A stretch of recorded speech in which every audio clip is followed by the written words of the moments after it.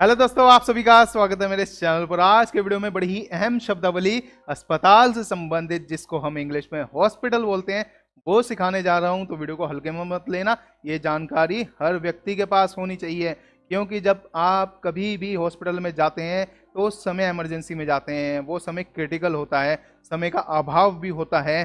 तो ऐसे में आपको कुछ शब्द देखने को मिलते हैं, सुनने को मिलते हैं, पढ़ने को मिलते हैं, लेकिन अर्थ पता नहीं होते। फिर आप पूछताछ करते हैं अपने इर्द गिर्द, उससे आपका बहुत ही ज़्यादा समय ज़ाया होता है, नष्ट होता है।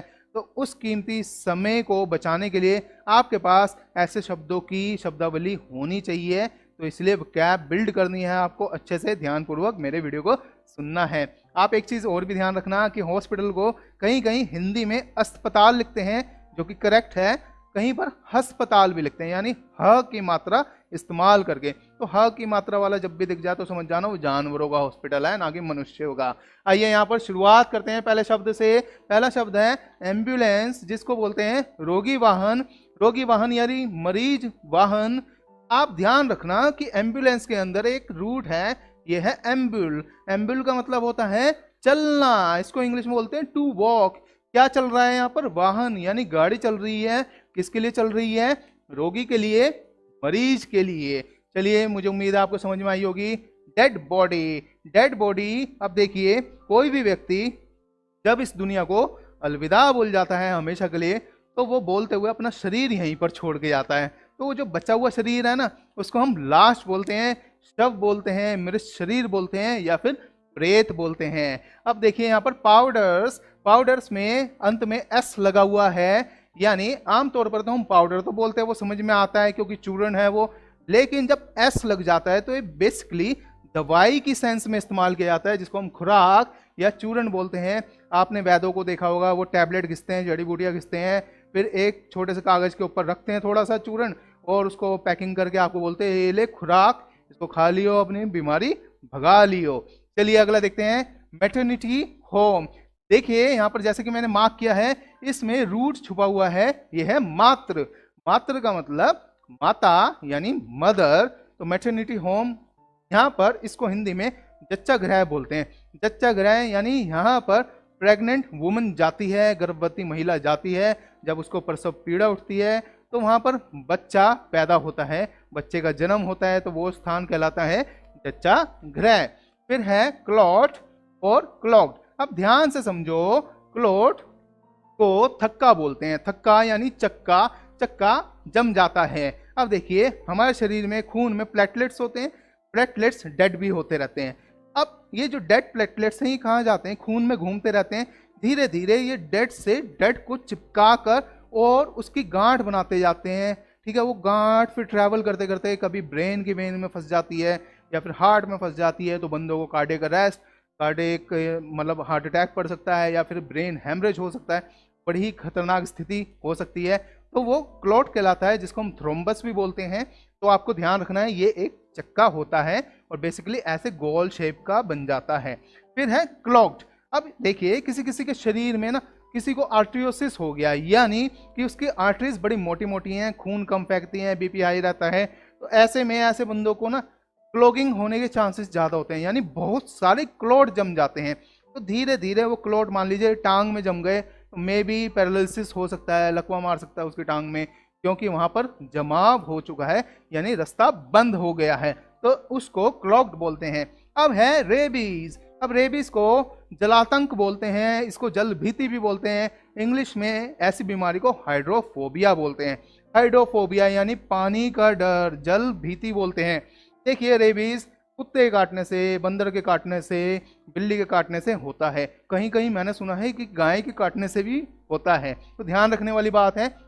इसमें क्या होता है, जो कुत्ते बिल्ली के ट्रेट्स होते हैं, यानी हाव भाव होते हैं, वो इंसान के अंदर भी आ जाते हैं उनके काटने के बाद। ऐसी बीमारी है ये। तो उस ट्रेट में, जैसे कुत्ते बिल्ली को ना पानी का बड़ा भय होता है, तो डरते हैं। आपने देखा होगा कि आमतौर पर जब मूसलाधार वर्षा होती है तो ये कुत्ते बिल्ली तो कहीं पे नजर भी नहीं आते, ये भाग जाते हैं, पानी पीते हैं, वो इनकी मजबूरी है, इससे ज़्यादा पानी से इनका कोई वास्ता नहीं होता।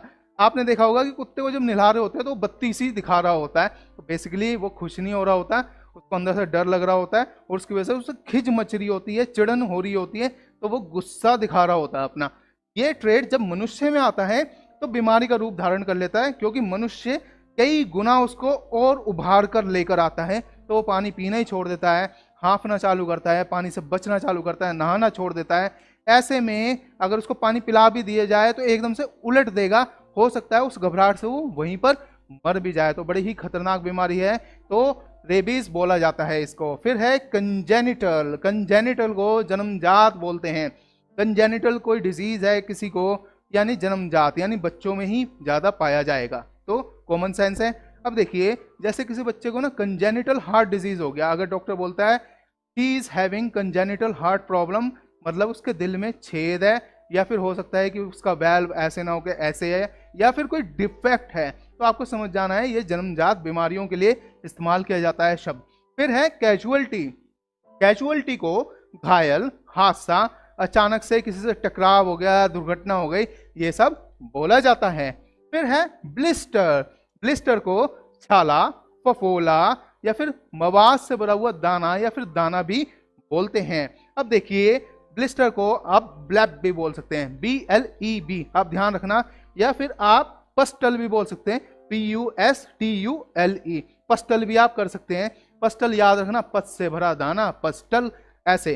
ब्लिस्टर, छाला, फफोला, बेसिकली क्या होता है, या तो दाने के नीचे पानी भरा हुआ है या फिर मवाद भरा हुआ है। अब देखिए, थर्मोमीटर, जैसे मैंने यहाँ पे मार्क किया है, ये एक रूट है। थर्म माने तापमान, इंग्लिश में टेम्परेचर। फिर है मीटर, यानी मापने वाला, तो ताप मापक यंत्र बोलते हैं, जो कि ज्वर होने पर, यानी आपको बुखार होने पर आपका शरीर का टेम्परेचर को मापन करता है। फिर है मिडवाइफ। मिडवाइफ आजकल तो कम हो चुकी हैं, क्योंकि पुराने ज़माने पे जब डॉक्टर्स यानी हॉस्पिटल्स नहीं होते थे, डिलीवरी के लिए मैटरनिटी होम नहीं होते थे, तो दाइयाँ काम करती थी, जिसको धात्री भी बोलते हैं। तो प्रसव पीड़ा उठती थी किसी महिला को, तो ये मदद करवाती थी बच्चे को पैदा करवाने में, तो उसको दाई बोलते हैं। आपने पुरानी मूवीज में भी देखा होगा। अब देखिए, ये है ब्रूज। ब्रूज को आप चोट बोल सकते हैं, नील बोल सकते हैं, कुचलन बोल सकते हैं, छिलना बोल सकते हैं, मसलना बोल सकते हैं। मान लीजिए मैं आकर बड़ी ही तेज आपको मुक्का मार देता हूं और आपके यहाँ पर नील हो गया, यानी वहां पर खून आके रुक गया, जम गया, तो वहां पर आप पहचान जाओगे ना कि चोट लगी हुई है, तो डेट इज कॉल्ड ब्रूज। फिर है आउट पेशेंट, इन पेशेंट, ये बड़े ही सिंपल है। बाहरी रोगी यानी आउटडोर पेशेंट, इंडोर पेशेंट को इन पेशेंट, अंतरंग रोगी बोलते हैं। फिर है किसी के मुंह में छाले हो जाएं तो उसको बोलते हैं कोल्ड सोर, आपको ध्यान रखना है। फिर है इंजेक्शन। इंजेक्शन को हिंदी में टीका बोलते हैं, जो कि इंटरविनस रूट के थ्रू दी जाती है, यानी आपके वेन्स के, आर्टरीज के थ्रू दिया जाता है।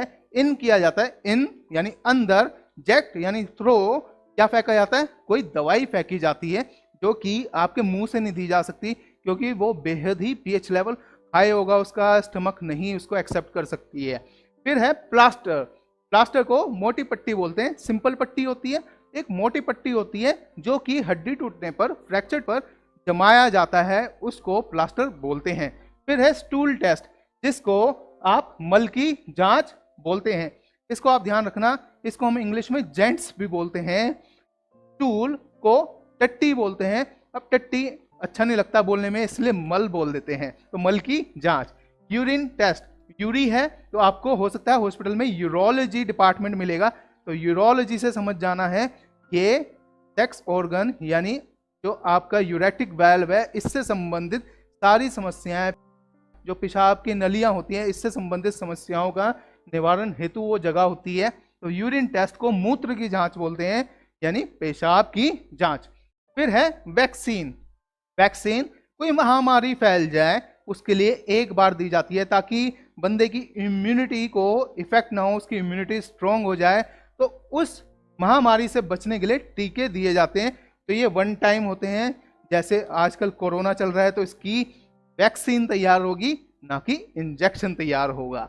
अब देखिए सर्जरी। सर्जरी को शल्य चिकित्सा बोलते हैं। शल्य चिकित्सा यानी चीड़ फाड़, कुछ फाड़ कर ठीक करके सील देना वापस, डेट इज कॉल्ड सर्जरी। फिर है पिल्स। पिल्स को मेडिसिन बोलते हैं, यानी टैबलेट्स, गोलियां होती हैं ये, तो आप पिल्स बोल सकते हैं। किसी को अगर डॉक्टर ने शांत रहने की दवाई दी है तो doctor has given him chill pill, ठीक है, चिल मतलब शांत, पिल मतलब गोली। अब देखिए नर्स, नर्स लड़का हो या लड़की दोनों को नर्स ही बोलते हैं, इसको सेविका बोलते हैं या फिर नर्स बोलते हैं। मेडिसिन, मेट छिपा हुआ है, मेट का मतलब हील यानी ठीक होना। अब देखिए मेडिसिन यानी दवाइयां जो कि अंदर जाके आपको ठीक करती हैं। लेडीज वार्ड, इसको नारी कक्ष बोलते हैं, जहां पर खाली महिलाओं को ही भर्ती किया जाता है, वहां पर पुरुषों का आवागमन मना होता है। फिर है ऑपरेशन, ऑपरेशन को भी चीड़ फाड़ बोलते हैं, बेसिकली सर्जरी ऑपरेशन थिएटर में ही की जाती है। अब देखिए फिर है मिक्सचर, मिक्सचर यानी हो सकता है कोई दवाई को लेकर मिक्सअप किया गया हो, वो दवाई आपको दी गई हो। जैसे कि आपने देखा होगा जब ग्लूकोज चढ़ाया जाता है तो उसमें कई सारे इंजेक्शन दिए जाते हैं, तो डेट इज कॉल्ड मिक्सचर, मिश्रण बोलते हैं। बैंडेज, बैंडेज प्लास्टर जैसा ही होता है, यानी पतली पट्टी होती है छोटी मोटी चोट के लिए। कॉटन, कॉटन को रुई बोलते हैं, ये तो आप जानते ही हैं, जो कपास होती है, बट ये साफ की गई होती है ताकि इसमें से कुछ भी गंद ना फैले। डिस्पेंसरी, डिस्पेंसरी को दवा खाना बोलते हैं या आप शफा खाना भी बोल सकते हैं, जहां से दवाइयां डिस्पेंस की जाती हैं यानी दी जाती हैं। सबसे पहला शब्द है हमारे पास खून की जांच यानी ब्लड टेस्ट। अब खून की जांच कब करवाई जाती है? जो भी बीमारी हो जाए, आपको सपोज बुखार हो जाए, कोई इन्फेक्शन हो जाए, तो ऐसे में तुरंत डॉक्टर क्या करता है, आपके टेस्ट करवाता है। उसमें कॉमन टेस्ट है ब्लड टेस्ट यानी खून की जांच, जिससे कि आपको बीमारी है या नहीं है का पता लगाया जा सके, अगर है तो उसका उपचार किया जा सके। आइए यहाँ पर देखते हैं, ब्लड से ही इंट्रांजिटिव वर्ब बनती है ब्लीडिंग, ब्लड ब्लीड ब्लीड। अब देखिए ब्लड बहा यानी खून बहना ब्लीडिंग कहलाता है। सपोज मैंने आपको इंसीजन कर दिया है यहाँ पर, है ना, वेन काट दी आपकी, तो उसमें से खून बहने लगेगा, तो डेट इज कॉल्ड ब्लीडिंग। तो खून का रिसाव, बहाव, खून बहना ब्लीडिंग कहलाता है। क्लिनिक, क्लिनिक दवाई घर को बोलते हैं, औषधालय को बोलते हैं। आमतौर पर आपके इलाकों में क्लिनिक खुले हुए होते हैं जहाँ पे डॉक्टर बैठते हैं, आप जाते हैं, उनसे दवाइयाँ लेते हैं, वो दवाई आपको डिस्पेंस करता है, यानी वह औषधालय है, क्लिनिक है। डोज, डोज खुराक को बोलते हैं। मैंने आपको पार्ट फर्स्ट में सिखाया था पाउडर्स, जिसको चूर्ण या फिर खुराक बोलते हैं। ऐसे ही डोज को भी खुराक बोलते हैं, यानी ये दवाई की खुराक है जो कि चूर्ण के रूप में या फिर टैबलेट के रूप में, गोली के रूप में हो सकती है, जो कि पुड़िया में बांधकर आपको डॉक्टर दे देगा कि ये खुराक ले और अपनी बीमारी भगा। अब देखिए फ्रैक्चर, हड्डी टूटने को बोलते हैं, यानी ब्रोकन बोन। हड्डी टूट जाए तो फैंसी वे अपना ली है हमने बोलने की, जिसको फ्रैक्चर बोलते हैं। ब्रोकन बोन अच्छा नहीं लगता बोलने में, तो लोग फ्रैक्चर बोलते हैं। आमतौर पर हड्डी टूटने को फ्रैक्चर बोला जाता है। अब देखते हैं पेशेंट, पेशेंट को रोगी, मरीज बोलते हैं। जब कोई व्यक्ति बहुत ही अस्वस्थ हो जाए, अत्यधिक बीमार पड़ जाए, तो ही बिकम्स अ पेशेंट, यानी वह मरीज बन जाता है, रोगी बन जाता है। कुछ डिजीज लाइफ टाइम डिजीज हैं, जैसे कि डायबिटीज, डायबिटीज मेलाइटस, जिसको हम मधुमेह या शुगर बोलते हैं, या बीपी यानी ब्लड प्रेशर की शिकायत हो जाए जो कि आजीवन रहती है, तो ऐसे में ही becomes a patient of diabetes mellitus या डायबिटीज या ब्लड प्रेशर। अब देखते हैं यहाँ पर एब्डोमन, एब्डोमन यानी पेट और आंत। आंत कहाँ पर होती है? पेट में ही होती है। तो ये जो एरिया है यहाँ से नीचे का, जिसमें लिवर, किडनी, आंतें सम्मिलित हैं, इसको एब्डोमन बोलते हैं। तो आपको समझ में आया, आंतों वाले एरिया को एब्डोमन बोलते हैं। जो आंतें होती हैं पुरुष के अंदर 23.5 फीट की होती हैं और स्त्रियों में 24 फीट की होती है। तो काफी कॉम्प्लेक्स सिस्टम है, ये ध्यान रखने वाली बात है। अब देखते हैं कैंसर, कैंसर को नासूर कर्क बोलते हैं। कर्क यानी कि बिच्छू, बिच्छू जब डंक मारता है तो बड़ा ही तीव्र एक दुख होता है, पीड़ा होती है, कष्ट होता है। तो ऐसा बोला जाता है कि किसी को अगर कैंसर हो जाता है तो उसको ऐसा महसूस होता है कि जैसे हजारों बिच्छू डंक मार रहे हो।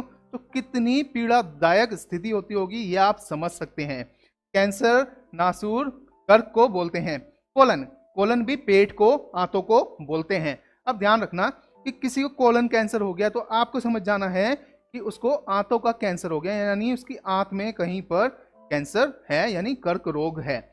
ऐसे ही अगर कोलन में कैंसर को मैं ऐसे बोलूं, इसको अल्सरेटिव कोलाइटिस है, यानी उसको अल्सर हो गया है, अल्सरेटिव बन गया, कोलाइटिस यानी कोलन के अंदर, ठीक है। तो अल्सर बन गया है कोलन में, यानी आंत में क्या बन गया है? प्री कैंसरस स्टेट, यानी अभी नासूर नहीं बना लेकिन वहां पर छाला बन चुका है। तो उसमें से खून भी बहता है, उसको अल्सरेटिव कोलाइटिस बोलते हैं। अब देखते हैं डायग्नोसिस। डायग्नोसिस को रोग निदान बोलते हैं। रोग निर्णय यानी ये निर्णय करना, जांचना, मूल्यांकन करना कि क्या डिफेक्ट है, क्या खामी है।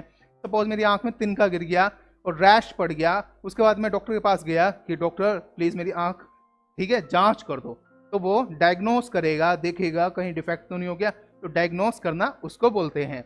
अब देखते हैं क्रचिस। क्रचिस को बैसाखी बोलते हैं। ये आपने देखी होंगी, लकड़ी की, स्टील की बनी होती हैं, एक हाथ की, दो हाथ की। किसी की टांग में चोट लग जाए तो उसको क्रचिस मिल सकती हैं, या फिर व्हील चेयर दी जा सकती है इसकी जगह पर।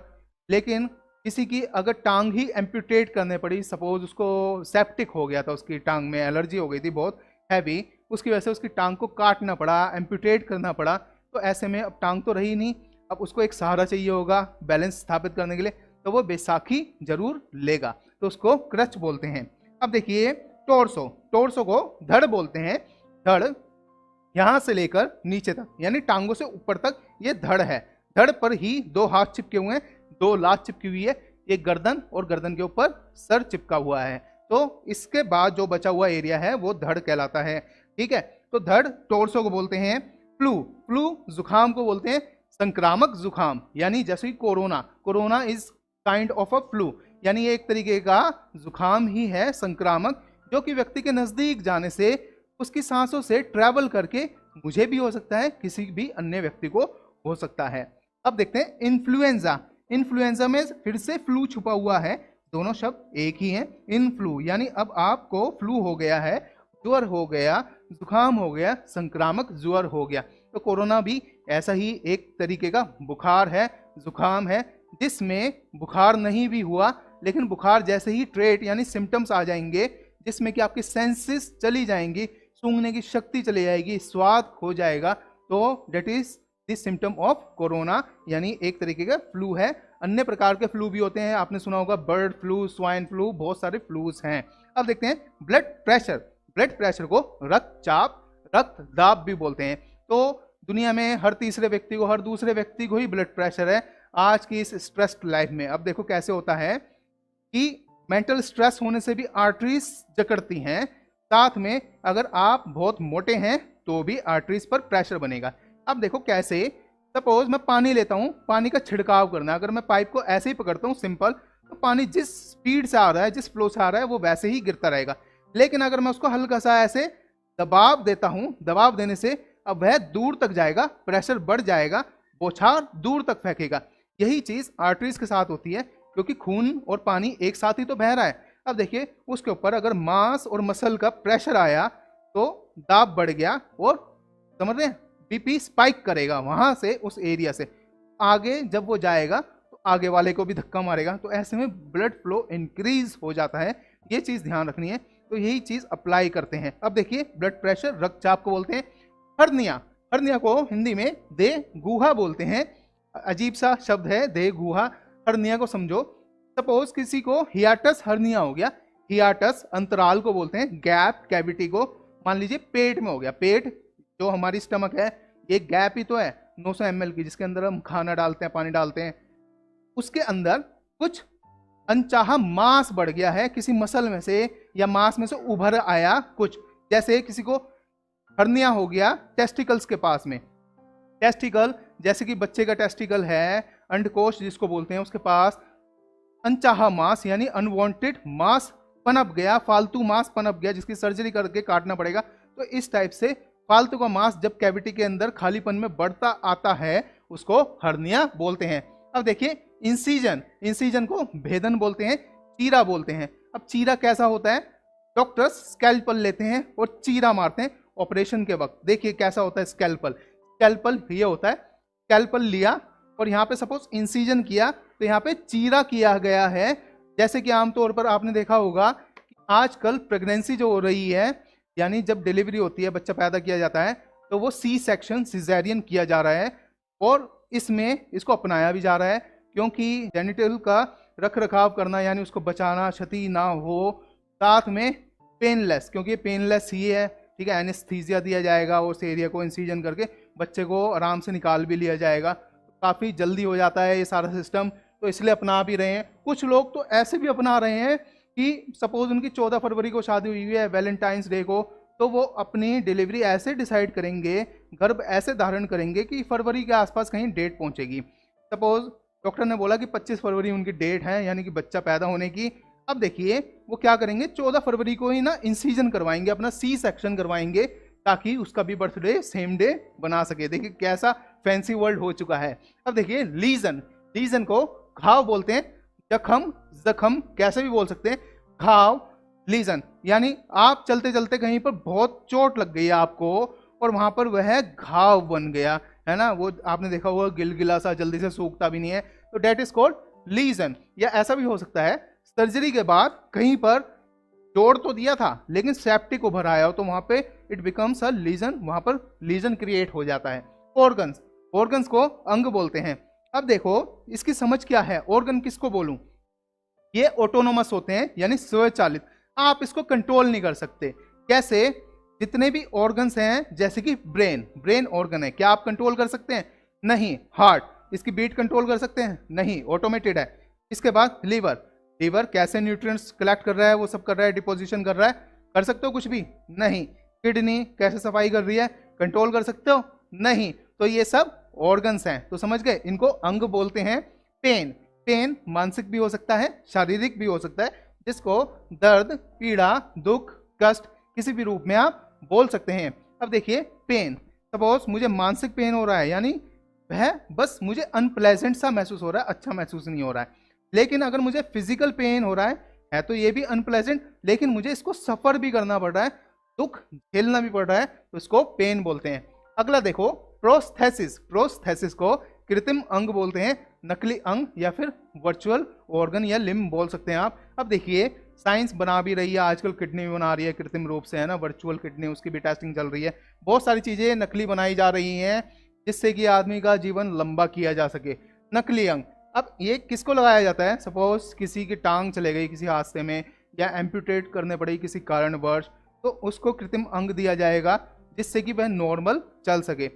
एक दिन मैं मेट्रो में जा रहा था, एक व्यक्ति ऐसे ही बैठा, तो उसने अपनी टांग को ऐसे मोड़ा, ठीक है, और ऐसे कटकट आवाज आई उसमें, तो मुझे थोड़ा सा डाउट हुआ। फिर जब वो बाद में, जब उसका स्टेशन आया, उसको उतरना था, जब वो खड़ा हुआ तो उसने फिर से अपनी टांग को ऐसे खोला, तो मुझे समझ में आया कि उसकी एक टांग नकली लगी हुई है, तो प्रोस्थेसिस बोलते हैं। स्कार, स्कार को धब्बा या दाग बोलते हैं।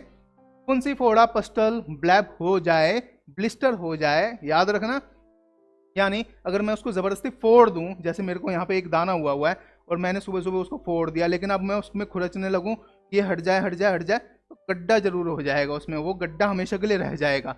तो ऐसे गड्ढे स्कार कहलाते हैं, ठीक है। जैसे आप कुछ एक्टर्स को देखते हैं, जैसे ओमपुरी हैं, उनके मुंह पे स्कार्स हो गए, हो सकता है उनको माता हुई हो, छोटी माता, बड़ी माता, और हो सकता है उनकी फुंसियां खुद ही फूट गई हों जिसके कारण उनके मुंह पे गड्ढे आ गए। तो ऐसे ही जिन व्यक्तियों के मुंह पर फुंसी फोड़े हो जाते हैं और वो या तो पंगा लेते हैं, उनको फोड़ देते हैं, या फिर वो खुद फूट जाते हैं, तो वहां पर जीवन भर के लिए स्कार रह जाता है, दाग धब्बे रह जाते हैं। ऐसे ही जैसे घुटने की चोट, कोहनी की चोट, इनके दाग हमेशा के लिए रह जाते हैं।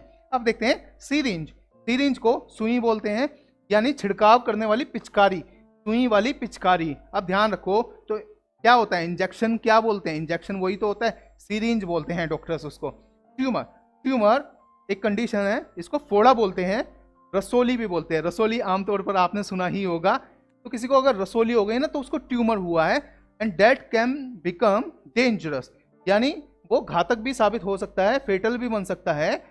फोड़ा जिसके अंदर पानी भर गया हो या फिर मवाद भर गई हो, पस बन गया हो, तो फोड़ा कहलाता है। रसोली भी वही होती है। मेजरली ट्यूमर्स आगे चलकर अगर स्टे करते हैं तो कैंसर का रूप धारण कर लेते हैं, है ना। हाईली बैक्टीरिया वाली स्टेज होती है ये, और ध्यान रखना कि ट्यूमर पेनफुल भी होता है। कभी कभी ये ऐसी भी जगह निकल जाते हैं कि हटाया ही नहीं जा सकता, यानी वो किसी नर्व को ले लेता है, मेजर नर्व को, या वेन को ले लेता है ब्रेन की, जिसको हटा नहीं सकते। ऐसे में डॉक्टर भी असमर्थ हो जाते हैं, फिर वो दवाई के थ्रू ही कोशिश करते हैं, नहीं हो पाता तो फिर बंदा बाय बाय करेगा ही। वॉमिट, वॉमिट को स्लैंगिक वे में प्यूक भी बोलते हैं, PUKE, तो प्यूक, ही इज प्यूकिंग, यानी वह उल्टी कर रहा है, तो वॉमिटिंग, ही इज वॉमिटिंग, उल्टी करना को वॉमिट कहते हैं। जैसे सपोज किसी को गॉल ब्लैडर का इशू हो गया, यानी पित्त की थैली में स्टोन डेवलप हो गया कोलेस्ट्रॉल का, ऐसे में अगर वो पेन उठाएगा ऐसे में वह यहाँ पर लीवर को भी दिक्कत देगा और स्क्वीज कर जाएगा, यहाँ पर उसका सीना जकड़ेगा और उसको वोमिट हो जाएगी। अब देखिए एक्सरे, एक्सरे को रंटजन किरण बोलते हैं, रंटजन किरण एक्सरे मशीन आपने देखी होगी। ये बेसिकली आपके मांस और मसल को नहीं पकड़ती, सिर्फ बोन को देखती है। यानी ये ऐसी किरण है जो आप में से आर पार होगी और आपका पूरा स्केलेटन देख सकती है। अगर आपको दांतों का इशू हो जाए तो एक्सरे करवाया जा सकता है, सर्वाइकल का इशू हो जाए तो करवाया जा सकता है, फ्रैक्चर हो जाए तो एक्सरे करवाया जा सकता है। रेस्पिरेटरी, रेस्पिरेटरी को श्वसन बोलते हैं, यानी श्वास संबंधी, श्वास से या श्वास की नली से संबंधित जो भी हो। लंप, लंप को भी गांठ बोलते हैं, सूजन बोलते हैं। ये ट्यूमर से डिफरेंट है, ट्यूमर के अंदर गांठ नहीं होती, समझ लो, वो अंदर से गुदगुदा पिलपिला सा होता है, वो बेसिकली बैक्टीरिया उसमें पनप रहे होते हैं, खून मवाद पनप रहा होता है। लेकिन गांठ आपने देखा हो किसी किसी के मुंह पे ना हमेशा के लिए गांठ होती है या कहीं और गांठ होती है, जो कि नुकसान नहीं दे रही होती 20-20 साल तक भी, ठीक है, और बहुत ही टाइट हो जाती है, या उसको सूजन भी बोल सकते हैं। तो लंप वो होता है। लंप भी घातक हो सकता है अगर वह अंदर की तरफ हो जाए, यानी आपके गालों के अंदर हो जाए तो वो घातक हो सकता है। स्प्रेन, स्प्रेन को मोच या मड़ोल बोलते हैं। अब देखिए आमतौर पर आप चल रहे हैं और आपका पंजा से मुड़ जाए, यानी आपका जो गट्टा है, एंकल है, वह मुड़ गई और उसके बाद बहुत तेज आपको पेन होता है, उसको मोच बोलते हैं, स्प्रेन बोलते हैं। फिर आप सही से चल भी नहीं पाते, बहुत तेज चुभन होती है कुछ देर तक के लिए। अब देखिए गैश, गैश को गहरा घाव बोलते हैं। आप चल रहे हो और अचानक से कहीं पर कांच का टुकड़ा हो और वो बिल्कुल हड्डी तक आपके पूरे तीनों लेयर्स को फाड़ दे, यानी एपिडर्मिस, डर्मिस, हाइपोडर्मिस, तीनों लेयर को फाड़ता हुआ निकल जाए, बहुत ही गहरा घाव हो जाए, तो ऐसे में गैश कहलाता है। मैंने देखा है हॉस्पिटल्स में बहुत सारे पेशेंट्स आते हैं, जैसे कि उनको कुत्ता काट लेता है, तो कुत्ता ना उनका पूरा का पूरा मांस ही पकोट लेता है। मांस कैसे, बड़े बड़े कुत्ते पाले हुए होते हैं, सबसे बड़ी गलती तो यही करते हैं वो। कुत्तों से प्यार ठीक है, लेकिन साइज वाइज का ध्यान रखा करो, उनके जबाड़े का भी ध्यान रखा करो, क्योंकि वह है तो जानवर ही। शरीफ वाले जानवर पालो, इनके अंदर कोई भी घातक ब्रीड मत पालो, जैसे कि पिटबुल टाइप के हैं, इनको नहीं पालना चाहिए। अब देखिए उनके साथ क्या हुआ, क्योंकि मांस रोज खिलाते हैं इसलिए मना करते हैं कुत्ते को आप शाकाहारी दो। कुत्ते को जैसे आप ढालोगे ना वैसा ढल जाएगा, तो शाकाहारी दो उसको, ठीक है। पेडिग्री वेडिग्री ये सब नहीं देना चाहिए। इससे क्या होता है, अगर उसकी रिक्वायरमेंट पूरी नहीं होती तो ऐसे में वह मांस ढूंढ रहा होता है, ऐसे में वह अपने मालिक को ही काट सकता है। मैंने ऐसा देखा है कि पूरी जांग बकोट दी, यानी जो जांग की इतनी मोटी लेयर है उसको ही पूरा बकोट दिया, तो समझ लो कितना घातक हो सकता है। तो वो गहरा घाव बन गया, ठीक है, जो भरने में शायद सालों भी ले जाए, हो सकता है भरे ही नहीं, वहीं पर ही सिमट कर रह जाए। 63rd वर्ड से यह है पार्ट 3, एबनॉर्मल। एबनॉर्मल, अब देखिए इसके अंदर एक शब्द लिखा है प्रीफिक्स, वो है ए बी। ए बी का मतलब नॉट, यानी नहीं। अब ये क्या नहीं है, ये सामान्य नहीं है, यानी असामान्य। किसी व्यक्ति का दुर्घटना में कोई अंग भंग हो गया, अंग विच्छेद हो गया, हाथ कट गया, लात कट गई, या फिर चोट ऐसी लगी कि वह अंग ही बेकार हो गया, तो ऐसे में एक साधारण व्यक्ति यानी एक नॉर्मल व्यक्ति की तुलना में वह व्यक्ति असामान्य हो गया, यानी अब डिफरेंटली एबल्ड हो गया, अलग ढंग से कार्य करेगा, चलेगा फिरेगा, तो इसको एबनॉर्मल कंडीशन बोलते हैं। एक्यूट, एक्यूट को प्रखर या तीव्र बोलते हैं, यानी इंटेंस, जोरदार। किसी को एक्यूट हार्ट अटैक आया है तो ऐसे में 95% चांसेस है कि वो व्यक्ति इस भौतिक जगत को बाय बाय कर देगा, तो 5% ही बचने की उम्मीद होती है। लेकिन इसके विपरीत अगर माइनर हार्ट अटैक आया तो 95% चांसेस हैं कि वह बच जाए, 5% ही है कि वह जाए। अब देखिए एलर्जी, एलर्जी को प्रत्युज्रता बोलते हैं, जिसको सड़ंद, सड़ना बोलते हैं। ऐसे में छोटे छोटे दाने हो जाते हैं, पानी से भरे हुए, इची होते हैं, खुजलीदार दाने होते हैं, तो वो सड़ना चालू हो जाता है एरिया स्किन का, तो डेट इज कॉल्ड एलर्जी। अब देखते हैं एमनेशिया। एमनेशिया को शब्द स्मृति लोप बोलते हैं।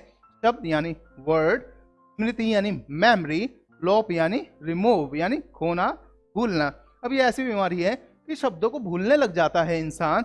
ये कब होता है, जब बुढ़ापे की एजेस होती हैं, मैक्सिमम उन्हीं लोगों को ये बीमारी होती है एमनेशिया की। ऐसे में खतरा ये रहता है कि वो घूमने निकले, हो सकता है अपने घर का एड्रेस ही भूल जाएं, उनको याद ही ना आए, हो सकता है 2 दिन घूमते रहें, इधर उधर भटकते रहें, फिर याद आ जाए, तो बड़ी ही डेंजरस क्रिटिकल बीमारी है। अब देखते हैं बायोप्सी।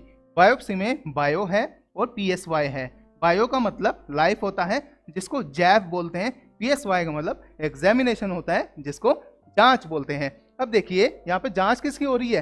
किसी जीवन की, किसी प्रकार का जीवन पनप रहा है जो कि आपके लिए घातक है, तो इसको जीवोत्ती जांच बोलते हैं। अब ऐसे में हो सकता है कि किसी को ट्यूमर हो गया, अब ट्यूमर कैंसरस है या फिर वैसे ही ट्यूमर है, ये पता लगाने के लिए उस अंग में बायोप्सी करवाने को डॉक्टर बोलेगा। तो ऐसे में क्या होगा, अंदर निडल दी जाएगी, उस एरिया के आसपास का टिश्यू प्लक आउट कर लिया जाएगा और उस टिश्यू की जांच की जाएगी। तो ये देखा जाता है ये किस प्रकार का जीवन है, कितना घातक है, इसका उपचार क्या होगा, ये किस टाइप की बीमारी है, तो इसको बायोप्सी बोलते हैं। अब देखिए बैक्टीरिया, बैक्टीरिया कीटाणु, जीवाणु बोलते हैं। इन्फेक्शियस होते हैं यानी संक्रामक होते हैं, संक्रमण फैलाने वाले होते हैं, लेकिन बहुतायत में होते हैं, बहुत ज़्यादा मात्रा में।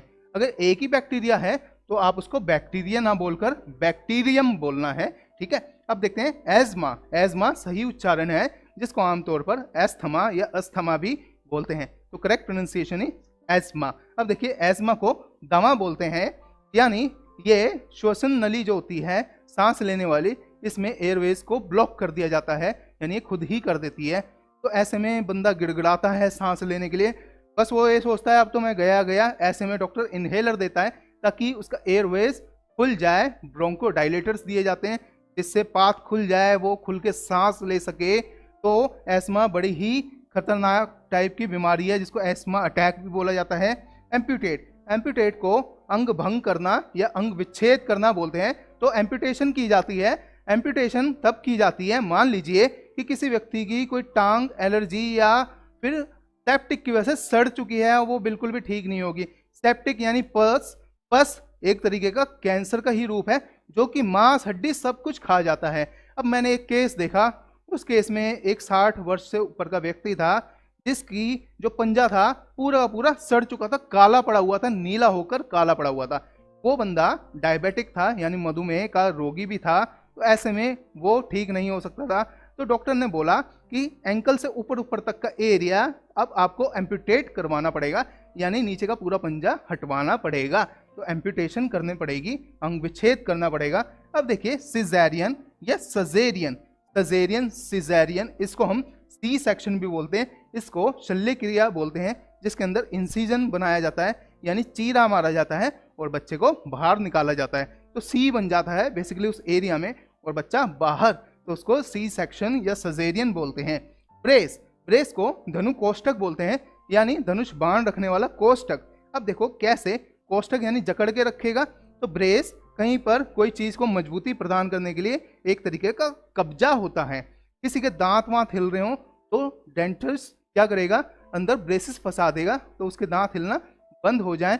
या किसी के दांत टेढ़े मेढ़े हैं तो वो अगर नहीं पसंद करता है कि मेरे टेढ़े मेढ़े हों, सही अलाइनमेंट हो जाए, तो ऐसे में वो भी ब्रेसेस लगवाता है। अब देखते हैं बनाइन, बनाइन दूसरा शब्द है मलिग्नेंट, मलिग्नेंट को घातक बोलते हैं, बनाइन को अच्छा बोलते हैं। मान लीजिए किसी के ब्रेस्ट में कैंसर हो गया यानी स्तन का कैंसर हो गया, तो ऐसे में उस गांठ को अगर बायोप्सी करवाई जाती है और उसमें ये निकल के आता है रिपोर्ट में कि ये बनाइन कैंसर है, तो यानी वो ठीक होने वाला है, यानी ठीक हो सकता है। मलिग्नेंट है तो कभी भी ठीक नहीं होगा, यानी ताउम्र ठीक नहीं होगा, उसकी स्टेजेस अपर लेवल पर हैं। तो घातक और अच्छे में फर्क समझ गए होंगे आप। अगला है अर्थराइटिस, जिसको गठिया रोग बोलते हैं।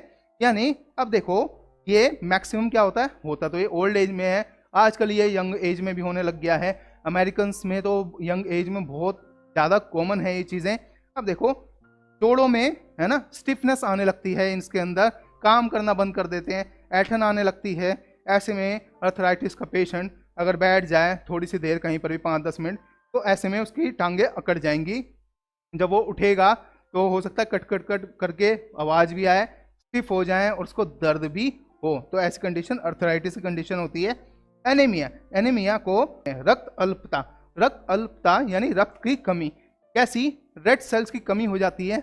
ऐसे में एनीमिया जो मेजरली देखने को मिलता है वो लड़कियों में बड़ा कॉमन है, क्योंकि लड़कियां बहुत सारे आहार पर ध्यान नहीं देती हैं, पानी पीने पर ध्यान नहीं देती हैं, तो ये सब ध्यान दिया करो, ठीक है। एनीमिया की शिकायत मैक्सिमम लेडीज़ में ज़्यादा पाई जाती हैं, जेंट्स में कम होती हैं। अब देखते हैं एंटीबायोटिक, एंटीबायोटिक में एंटी है यानी विरोधी, बायो यानी जीवन। अब देखिए ये है एडजेक्टिव बना दिया इसने, एंटीबायोटिक या एंटीबियोटिक भी बोल सकते हैं आप। इसको जीवाणुनाशक बोलते हैं, कीटाणुनाशक भी बोल सकते हो। मान लीजिए किसी को इन्फेक्शन हो गया फेफड़े का, जिसके अंदर बहुत सारा स्पूटम बन रहा है, स्पूटम यानी बलगम बन रहा है, जिसको आप बेल्जम भी बोल सकते हैं। अब देखिए बलगम बन रहा है तो ऐसे में वो पक के निकलेगा, पकने में समय लेगा। ऐसे में क्या करते हैं डॉक्टर, कोई एंटीबायोटिक जैसे ऑगमेंटिन टाइप या कुछ और टाइप की मेडिसिन दे देगा। ऐसे में वो किल करेगा उस एरिया को, इन्फेक्शन को, जिससे आपको बहुत जल्दी राहत मिल जाएगी। अब देखते हैं बेड सोर। बेड सोर को शैया बर्न बोलते हैं। अब देखो इसका मतलब क्या है, कुछ लोग इतने आलसी होते हैं कि वो बिस्तर पे पड़े ही रहते हैं। शैया का मतलब बिस्तर होता है। अब देखो वो पड़े पड़े पड़े पड़े क्या होता है, कोई चीज चुभ रही है लगातार, ध्यान नहीं देते, इतने आलसी होते कि टांग भी हिलाना पसंद नहीं करते, वहां पर नील पड़ जाता है, घाव बन जाता है, तो वो बेड सोर कहलाता है। चिकन पॉक्स, चिकन पॉक्स को छोटी माता बोलते हैं। एक स्मॉल पॉक्स भी होती थी जिसमें विरियोला वायरस था, जिसको चिकन पॉक्स को तो हम हर्पीज वायरस बोलते हैं। बेसिकली जो विरियोला वायरस था वो बहुत ही घातक था, डेडली था, बंदे को मार देता था, सिवियर था। 1980 के दशक में मेडिकल साइंस की हिस्ट्री में सबसे बड़ी अब तक की उपलब्धि यही मानी गई है कि पूरे जगत से स्मॉल पॉक्स को हटा दिया गया है, उसका नाश कर दिया गया है। अब ये चिकन पॉक्स बची हुई है जिसको छोटी माता बोलते हैं, जो कि समय के हिसाब से ठीक हो जाती है, लेकिन ये भी इन्फेक्शियस होती है, तो इसमें डिस्टेंसिंग मेंटेन करने पड़ती है। अब देखते हैं कोरोनर। कोरोनर को मृत्यु समीक्षक बोलते हैं। मान लीजिए कि किसी अज्ञात व्यक्ति की दुर्घटना में मृत्यु हो जाए तो ऐसे में परिजनों को बुलाया जाएगा, पुलिस तहकीकात करेगी, तो उसकी शिनाख्त करना यानी उस लाश की पहचान करने के लिए कोई परिजन सामने आएगा, कोई उसका दोस्त सामने आएगा और वह बॉडी को पहचानेगा। बॉडी की पहचान मेजरली, वैसे आप ध्यान रखना कि चेहरे से ही होती है। हम सबकी बॉडी समान है लेकिन चेहरे अलग अलग हैं। ऐसे में चेहरा नाम के साथ जुड़ा होता है, तो अगर चेहरा पहचान में आ जाए तो शिनाख्त हो जाती है। कई बार ऐसा होता है कि गला मौजूद ही नहीं होता, धड़ धड़ मौजूद होता है, तो शिनाख्त हो भी नहीं पाती। तो जो व्यक्ति पहचान करता है उसको कोरोनर बोलते हैं। यह है कीमोथेरेपी। कीमो में केमिकल छुपा है, यानी कैम यानी केमिकल, रसायन, थेरेपी यानी उपचार, तो रसायन चिकित्सा बोलते हैं। कीमोथेरेपी बेसिकली कैंसर पेशेंट्स के साथ की जाती है, यानी ये सांप का जहर होता है, सांप का वीनम होता है, जो कि शरीर में डाला जाता है कैंसर के पेशेंट्स को, जो कि सेशन के रूप में हो सकता है स्टेजेस वाइज। मान लीजिए किसी को स्टेज 1 कैंसर है तो हो सकता है 2 से 3 उसको सेशन ही अटेंड करने पड़े कीमोथेरेपी के। कोई एडवांस स्टेज का है यानी लास्ट स्टेज का, तो उसमें 6 से 7 सेशन भी डॉक्टर बोल सकता है। तो ऐसे में क्या होगा, उसको कीमो दिया जाएगा। कीमो अब क्या होगा, उसकी ग्रंथियों को भी मारेगा साथ में। तो ऐसे में ऐसा व्यक्ति अपने शरीर के सारे बाल भी उड़वा देगा, यानी ग्रंथियां मर रही हैं, तो बहुत ही घातक सिचुएशन होती है, बहुत पेनफुल भी होती है कीमोथेरेपी। अब देखिए डिमेंशिया। अब देखिए मेंट यानी मेंटल, मानसिक, टी यानी अब विलुप्त हो रहा है, तो विस्मरण जिसको उन्माद बोलते हैं, ये भी भूलने की बीमारी है। तो कुछ भी अचानक से भूल जाना, ठीक है, कुछ कार्य कर रहा था मैं, कार्य करते करते कार्य ही भूल गया कि मैं क्या कर रहा था, अब बेवकूफ़ों की तरह मैं ऐसे खड़ा रहूंगा। तो ये बड़ी ही घातक बीमारी है डिमेंशिया की। डायबिटीज, डायबिटीज को मधुमेह या शुगर भी बोलते हैं।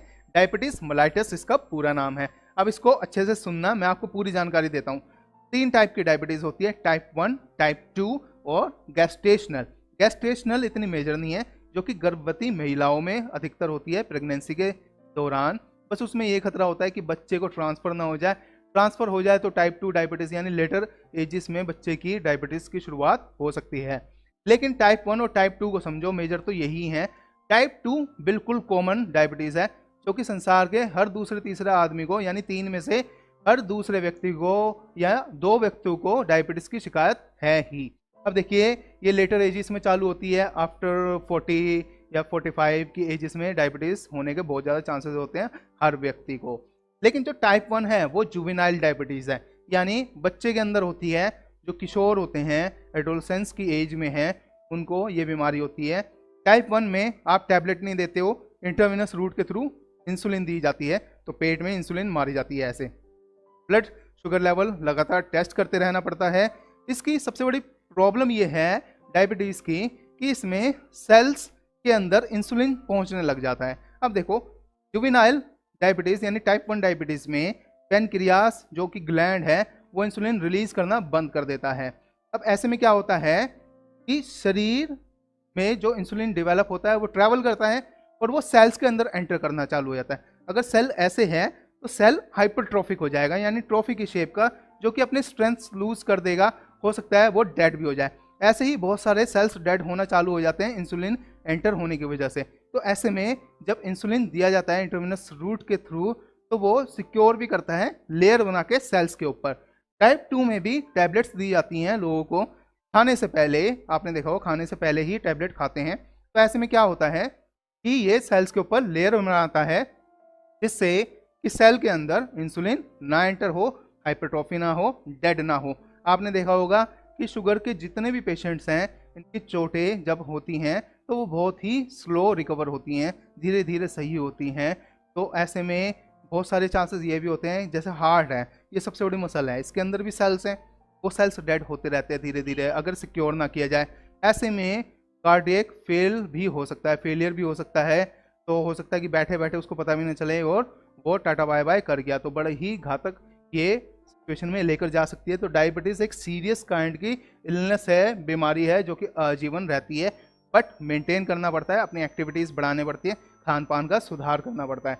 अब देखिए सिस्ट को पुट्टी या पुट्टिका बोलते हैं। ये एक तरीके की गांठ होती है जो कि स्किन के नीचे खोखली होती है लेकिन पानी भरा हुआ होता है। ऐसे में इसको रिमूवल करवाना पड़ता है डॉक्टर्स के थ्रू, तो इसको सिस्ट बोलते हैं। डेफ, या तो जन्मजात बहरा हो, या फिर दुर्घटना में कोई सुनने की शक्ति खो बैठा हो, या फिर एज की वजह से, एज फैक्टर की वजह से डेफ हो गया हो। इमरजेंसी को आपातकाल बोलते हैं, यानी आपदा वाली सिचुएशन, यानी फटाफट करना पड़ेगा जो भी करना है। अब देखिए फेटल को घातक बोलते हैं, घातक यानी डेडली, जिससे कि मौत भी हो सकती है। तो एक्सीडेंट में ज़्यादा से ज़्यादा शब्दों को यूज़ किया जाता है, तो वहाँ पर फेटल लिख दिया जाता है कि फेटल एक्सीडेंट, यानी बड़ा ही घातक एक्सीडेंट था। जबकि जब बंदा आता है यानी पेशेंट आता है, मान लीजिए उसके बचने के चांसेस ही नहीं है, तो वहाँ पर फेटल लिख दिया जाता है। जेनेटिक्स बहुत ही बड़ा शब्द है, इसके अंदर तो पूरी जीन्स है, पूरी साइंस है, हिस्ट्री, हेरिडिटी चलती है, माँ बाप से बच्चे को ट्रांसफ़र होती है, फिर उससे अगली आने वाली पीढ़ियों को ट्रांसफ़र होती है। तो ये जेनेटिक्स पूरी हिस्ट्री चलती रहती है, इसको आनुवांशिक बोलते हैं। मान लीजिए माँ बाप को कोई बीमारी है तो वो ट्रांसफ़र हो जाती है बच्चे में भी, जो कि लेटर एजेस में पनप सकती है। मान लीजिए कि अगर पिताजी गंजे हैं और बच्चा भी जल्दी ही गंजा होने की कगार पे हो जाता है अपनी एज में। अब देखिए हाइव्स को छत्ता या पित्ती बोलते हैं। जैसे मधुमक्खी का छत्ता होता है तो उसको बी हाइव्स बोलते हैं। ऐसे ही मान लीजिए कहीं पर आपके रैशेस पड़ जाएं और छत्ते की शेप में पड़ जाएं, जैसे छत्ते में ऐसे ऐसे होता है ना, तो वहीं पर एक चित्रकारी सी बन जाती है, तो वो आपको पित्ती हो गई, तो उसको हाइव्स बोलते हैं। ये भी बीमारी होती है। इनफ्लेम्ड, इन और फ्लेम यानी जलन भी महसूस हो रही है, सूजन हो गई है। अब देखिए सूजन को कैसे, मान लीजिए किसी का फैटी लीवर है और बहुत ज़्यादा बढ़ चुका है, 3rd लेवल 4th लेवल, तो ऐसे में इन्फ्लेम होना चालू हो जाएगा, यानी उसमें सूजन आ जाएगी, दर्द महसूस होगा, जलन महसूस होगी, कटना फटना जैसा महसूस होगा। इची को खुजलीदार बोलते हैं। कहीं पर मान लीजिए आई एम फीलिंग इची, यानी मैं खुजली महसूस कर रहा हूँ। आईवी इन शॉर्ट फॉर्म में लिखा हुआ है, इसको बोलते हैं इंट्राविनस यानी इन वेन, यानी आपको अगर सुनने को मिल जाए कि डॉक्टर बोले कि आईवी लगा दो इसको, यानी वो ग्लूकोज की बोतल लगा रहा है, जो कि इंट्राविनस पाथ के थ्रू आपको दवाई एंटर करवाई जाएगी। इसको अंतःशिरा बोलते हैं। तो दोस्तों मुझे उम्मीद है आपको ये वीडियो पसंद आया होगा, बहुत सारी जानकारी मिली होगी। तो वीडियो को लाइक करना है, शेयर करना है, चैनल को सब्सक्राइब जरूर करना है। कोई भी दुविधा परेशानी हो तो आप कमेंट सेक्शन में मुझे लिखकर बताना। कोई अन्य टॉपिक चाहते हो, कोई अन्य वोकैबुलरी का टॉपिक चाहते हो, तो भी आप मुझे लिखकर बता सकते हैं। अब हम मिलेंगे अपने नेक्स्ट वीडियो में, तब तक के लिए धन्यवाद।